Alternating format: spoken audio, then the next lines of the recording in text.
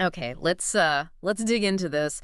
We're definitely diving deep today into what feels less like a love triangle and more like a live danger zone, really. Mhm. Our mission is pretty focused. We need to break down the source material we've got on this whole crisis with Deacon Sharp, Sheila Carter, and of course, Dr. Taylor Hayes. Right. We really need to try and figure out, what's the exact threat here for Taylor, and maybe just as importantly, what does all this mean for Sheila's? Let's just call it famously toxic marriage. Yeah, and what's striking, I think, is just how fast things seem to be falling apart for Sheila. Hmm. The sources make it really clear right off the bat that the stakes are incredibly high for her. Mm-hmm. She's described as being at a really low point. Her marriage to Deacon is apparently on the brink of disaster. And the trigger for it all is, well, it's kind of perfectly ironic, isn't it? Her husband, Deacon, is spending all this time with Dr. Taylor Hayes, who the sources call a calming, rational influence. That phrase, wow, pitting calming rational influence against Sheila Carter is basically, like you said, a declaration of war. Yeah, Taylor represents everything Sheila isn't and maybe everything Deacon feels he needs right now. exactly. And the source says Sheila is terrified. Terrified of losing her precious Deacon Sharp. And let's face it, Deacon's probably the best shot at stability she's had in, well, maybe ever. Oh, absolutely. Deacon represents something almost normal, a hope for a kind of life Sheila's barely touched. So losing him isn't just losing a husband. It feels like she's losing her last chance at domesticity, maybe. Yeah. And that fear isn't just internal. It's already spilling into action, isn't it? She's not just worrying, she's actively stalking them. Right. She's already witnessed this key emotional moment between Deacon and Taylor. And you just know, in Sheila's mind, that instantly flips the switch. This isn't professional help anymore. It's personal. It's emotional. Uh-huh. Which brings us right to the core question for this deep dive, doesn't it? How far is Sheila actually willing to go to, well, eliminate Taylor as a rival and keep Deacon locked down? And with Sheila, how far isn't really a figure of speech, is it? No, not at all. It's usually measured in things like, attempted murders or really dramatic, almost theatrical replays of her past crimes and just layers upon layers of deception. But before we even get into her extensive playbook of terror, we should probably establish why Deacon's even in this position. Why is he pushing Sheila away so hard right now? Yeah, that's crucial. And the foundation seems pretty simple, but deep. It's trust. Or rather, the complete lack of it, rooted in what he sees as this massive betrayal. The source material is very clear on his state of mind. He feels totally betrayed. He's described as furious because Sheila hid this huge truth from him, that her granddaughter, Luna Nozawa, is actually alive. And this isn't just like some minor white lie about a distant relative showing up. Yeah. This is a game-changing, life-altering deception. We probably need to spend a moment here because the background on Luna it's intense and it explains Deacon's reaction, right? Oh, definitely. This isn't just about keeping a family secret. It's a secret about someone tied directly to extreme, unpunished violence that affected Deacon personally.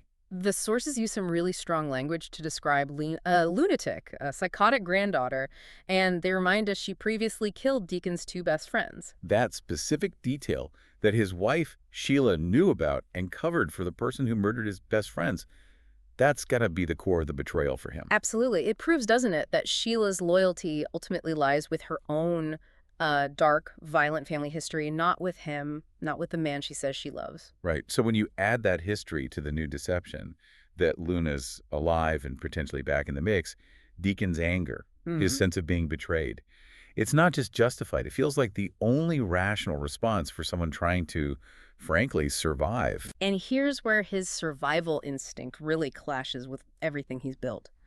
The source highlights this critical point. Sheila knew Luna targeted Will Spencer right at Deacon's own restaurant, Il Giardino. Yeah, that's huge. Il Giardino is Deacon's pride and joy. It's a symbol of legitimacy, of stability he's worked so hard for. Exactly. And it wasn't just any night. It was rented out by Katie Logan for a party. So you've got social risk, professional risk. Oh, the layers. Yeah. For Sheila's family drama, this psychotic element to invade his professional space, threatening his reputation, maybe his liquor license, his freedom even, that's just the ultimate line crossed. Yeah. It could absolutely ruin everything he's built. He has to draw a line somewhere, and this is it. His business is his safe zone. And look at Sheila's focus through all this. The sources suggest she's mainly worried about Luna's future. about protecting her granddaughter, Right. not about the devastating impact on Deacon or their marriage or, the man she claims to love. And that must force Deacon into this really harsh realization. The bottom line, it seems, is that he knows. Deep in his heart, he can never, ever trust Sheila.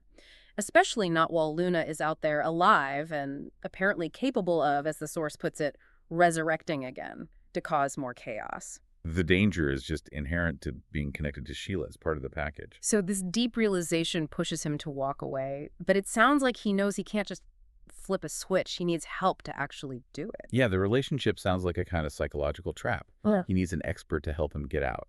And the sources are pretty clear he's not looking for couples therapy to save the marriage. No, definitely not. He's turned to Taylor, described as a well-respected therapist, but the goal seems to be helping him get over Sheila, helping him figure out how to walk away from this toxic marriage. And this is where we get that just incredibly weird but vivid detail. The one that sums up the sheer strangeness of what he's trying to escape. Oh, I know exactly what you're talking about. The source mentions with this bizarre specificity all 8 of her toes as part of the toxicity. Right, now hang on. We know the history. Sheila Carter cut off one of her toes to fake her death. She has 9 toes. Correct. The famous 9-toed lunatic. So 8 toes. It has to be deliberate hyperbole from the source, right? It's not a factual error. Exactly. It feels like it signifies that the relationship is just so warped, so fundamentally disturbing in Deacon's mind, that she's not just the woman missing a toe. She's the woman defined by all the grotesque, self-inflicted baggage that comes with that act. That's like shorthand, isn't it? Shorthand for, I'm not just leaving a difficult person, I'm fleeing this whole history of psychotic self-mutilation, violence, lies, the whole 9 yards, or 8 toes. Precisely. Deacon's had enough. Enough of the danger, the lies, the constant threat from a woman who would literally hack off her own body parts to get away with something. The fact that the source uses that detail shows just how specific and, frankly, repulsive the toxicity feels to him now. Okay, so connecting that back, Deacon desperately needs psychological stability, right? Professional help, which explains why he's drawn to Taylor. It sounds like it really did start therapeutically. He's looking for help because he sees Taylor as that calming, rational influence. She actually makes him feel better, calmer, compared to the constant, high-stress drama he gets from Sheila. And he seems pretty open with her right away. He tells her flat out he needs her help. And she responds, affirms she's always there for him. That's exactly the kind of support he needs to make the break from Sheila. Taylor's offering him a safe harbor. But then there's the moment that shifts things, or at least blurs the lines considerably.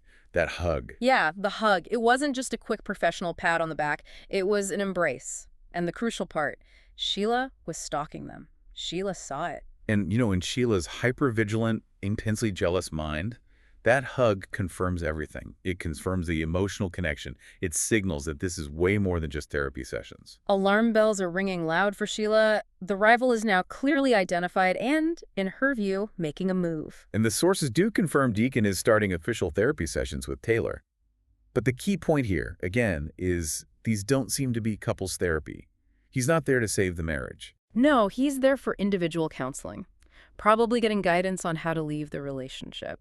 And that fact alone makes Taylor a massive threat to Sheila, regardless of whether anything physical has happened yet. But is it going to stay just therapy? That's the big question now, isn't it? Speculation's definitely heating up about whether this moves beyond the therapeutic. The sources certainly hint at it. They suspect the bond between Taylor and Deacon is kind of poised to grow, could easily go from doctor-patient to friendship, then, as they put it, closer friends, and then maybe something else entirely. The emotional connection seems to be there already. And if you look outside their interactions, the broader context really seems to support that romance speculation. We know official show spoilers have confirmed Taylor is lined up for a new relationship after things ended with Ridge. Right, and the showrunners apparently hope fans will embrace it. Which, as the sources point out, kind of implies romance, doesn't it? If it's just a deep friendship after all this waiting for Taylor to find happiness, fans might feel a bit ticked off. The build-up suggests something bigger. And narratively, they seem to be pushing it too. We had Brooke Logan Taylor's classic rival, of all people, almost prophetically hinting about fate bringing a new man into Taylor's life. When Brooke starts playing matchmaker for Taylor, the writers are laying some serious groundwork. And given the time Deacon and Taylor are spending together and the emotional intensity, He's the most obvious candidate by far. What's really key here, though, is Sheila's immediate reaction. Even if, right now, Deacon and Taylor are just friends, platonic, strictly therapist-patient, Sheila still not going to like it. No way. She'll target Taylor just for getting close, just for being that influence on Deacon. It doesn't matter to Sheila if they've done the deed or not. Exactly. It's not about sex for Sheila. It's about control. It's about influence. The simple, unbearable fact for her is that Taylor is this positive, calming force who is actively giving Deacon the psychological tools he needs to escape her grasp. That makes Taylor an existential threat to Sheila's control. Yeah. And threats to Sheila's control. Well, they tend to get neutralized. Okay, so let's shift gears then. This emotional bond terrifies Sheila. And when Sheila gets terrified, she tends to default to, well, her history, violence. So let's start our careful look through the greatest hits, or maybe the darkest entries, of the Sheila Carter playbook of vengeance. What form is this likely to take? The most straightforward route maybe is just direct physical confrontation, the classic lady brawl. Yeah, she might just go straight up criminal, confront Taylor, things escalate, and she assaults her.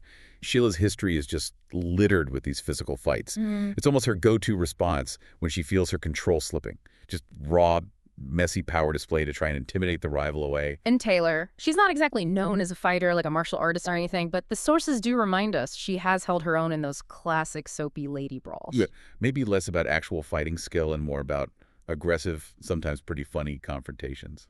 Like the paint throwing, or the cake incident with Brooke, or that time they were literally rolling around in a fountain. Taylor will engage in that kind of high drama, explosive, if maybe less lethal, clash. Exactly. And maybe, just maybe, a simple knockdown drag-out fight could actually work for Sheila without needing to escalate to murder. How so? Well, it might just scare the shrink away from Deacon. Taylor might just get so freaked out by Sheila's pure aggression, recognize the danger involved with this patient's wife, and just say, you know what, here's a referral, see someone else. Preferably a guy, as the source suggests, yeah. Just to avoid the drama, protect herself, protect her practice. That feels like the most sane, non-lethal potential outcome here. But let's be real, Sheila rarely stops at just a fight when the stakes feel this high to her. Okay, so if intimidation fails, we probably move into the territory of attempted murder, and the sources immediately bring up the car crash. Specifically, referencing that incredibly memorable time she ran Life Finnegan off the road. After their fight over Finn, yeah. We really need to remember the details of that incident because it says so much about Sheila's mindset when she's pushed. It was spectacular, wasn't it? Lee's car went off a cliff, it caught fire, then plunged into the water. This wasn't just, bumping her off the road. Sheila engineered a fiery, potentially fatal crash. And crucially, Sheila thought she'd done it. She believed she had killed Leah.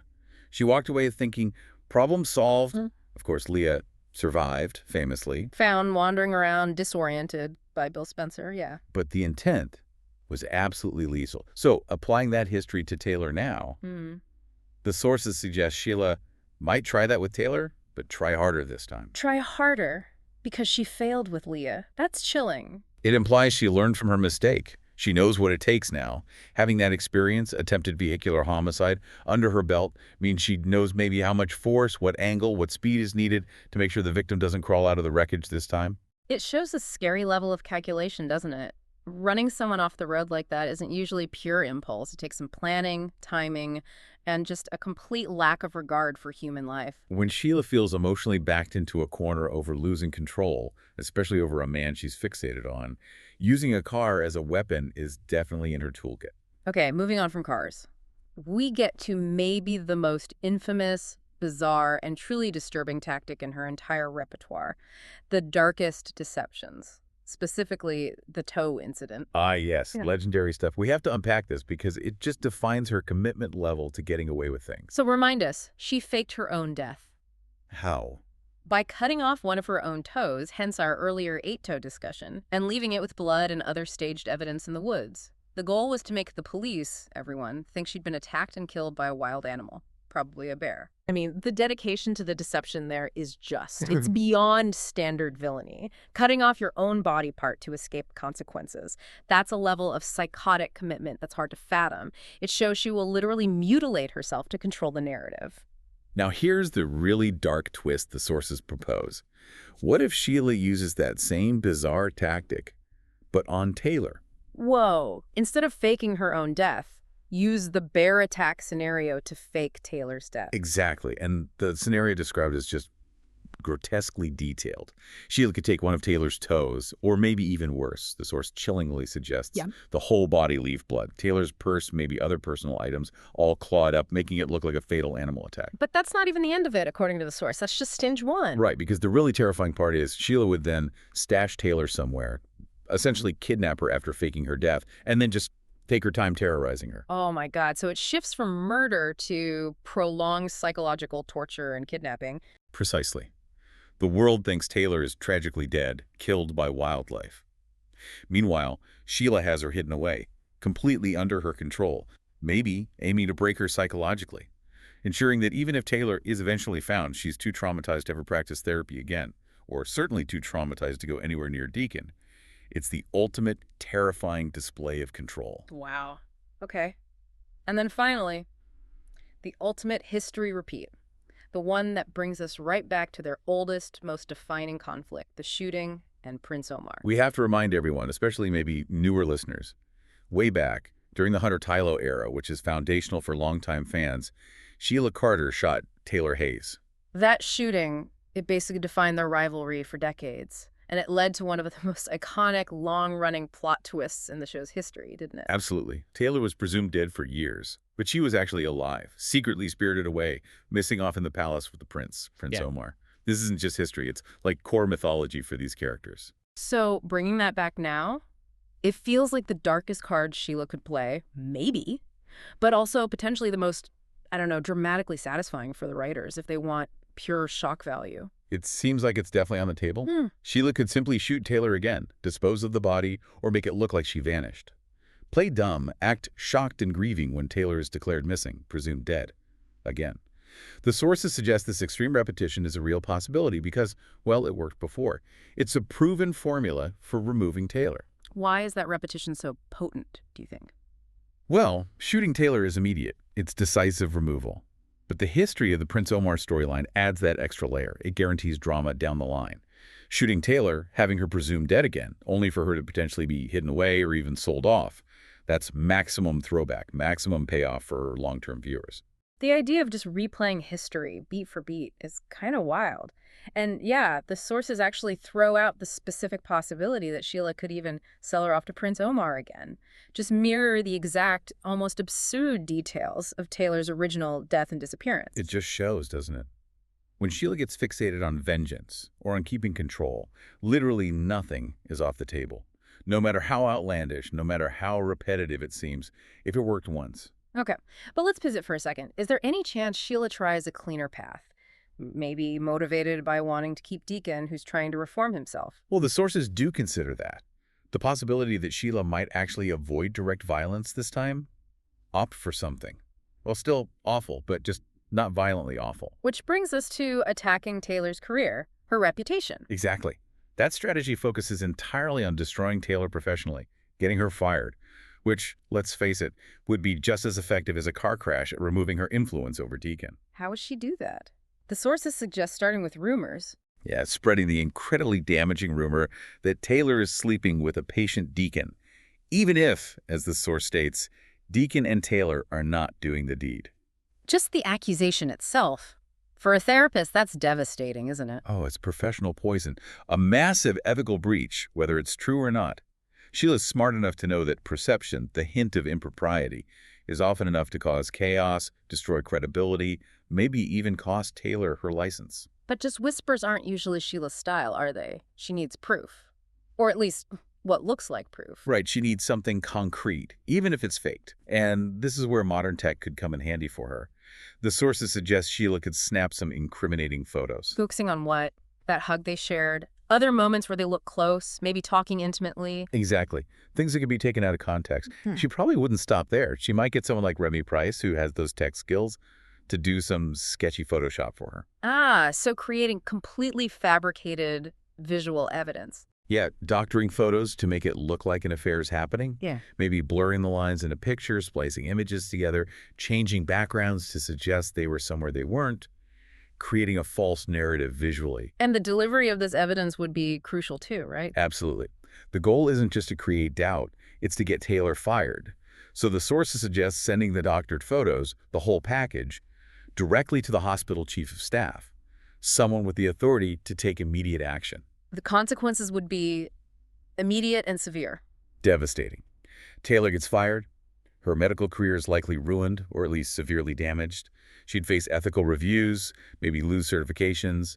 She'd certainly find it hard to work as a therapist again, at least in that hospital or even in California. So this nonviolent path, it still achieves Sheila's main goal, getting Taylor out of Deacon's life, forced exile essentially. Exactly. If Taylor loses her license to practice in California, she'd probably have to leave, right? Find work elsewhere. Maybe doing charity work overseas or going on the lecture circuit, as the source speculates, which very conveniently for Sheila would ensure she wouldn't be seeing Deacon as a patient anymore. It's a cleaner win for Sheila, maybe. No new body count. She gets Taylor out of the picture, and maybe she even looks slightly less psychotic to Deacon in the process. It's calculated destruction rather than impulsive violence. Okay, so we've looked at the betrayal that set Deacon off, the growing emotional connection with Taylor, and this horrifying menu of options from the Sheila Carter Playbook of Vengeance, from brawls to Photoshop forgery. What does it all point to for the immediate future? It points to, well, as the sources say, the possibilities are literally endless when you're dealing with Sheila Carter. We've established Deacon is objectively an improvement for her compared to her past relationships. He's a real find. We really need to hammer this point home, I think. Deacon is a massive prize for Sheila. How many other men would realistically put up with her history? The toe situation, all the crime, the drama. Very few. So her fear of him losing this last best chance she might ever get at something resembling normal life, it makes her reaction completely unpredictable and potentially incredibly dangerous. The desperation level is off the charts. That desperation, it feels like the engine driving this whole cycle of violence and deception she falls into. Deacon is her last hope, and Taylor is the calm, rational, healthy person standing in the way. It's that classic conflict, isn't it?